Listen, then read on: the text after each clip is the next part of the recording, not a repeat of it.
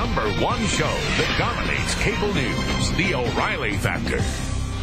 Thanks for staying with us, I'm Bill O'Reilly, and we continue now with this special factor analyzing how talk radio industry is covering the presidential race. Joining us from Philadelphia, our pal Michael Smerconish. He chats on WPHT and fills in for me on the Radio Factor. Also, Michael writes books like Murdered by Mumia, a life sentence of loss, pain, and injustice.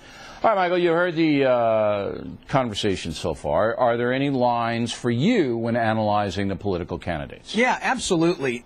Philadelphia is a big, small town, and by that I mean, Bill, you get to know people. And I've spent my entire 45 years in this area. Now my wife and I are raising 4 kids in this area, and I'm always out and about publicly. And I never want to walk around like I should be embarrassed about anything that I've said or written in one of my several columns every week. That's the standard that guides me. It's not so much can I say this about that candidate or something else. It's how am I going to feel when I walk into Dunkin' Donuts in the morning?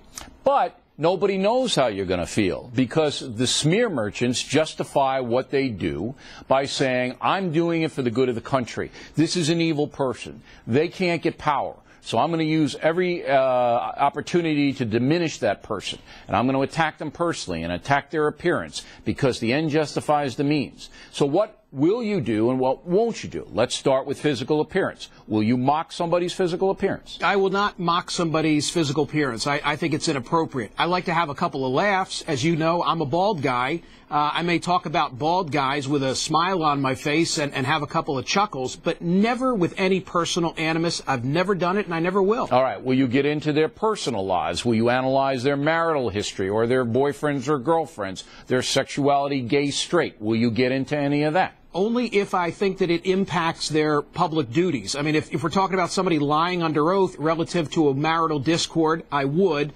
But I'm going to talk about somebody and say they're a cheater? No, that's not the way I play the game. Okay, but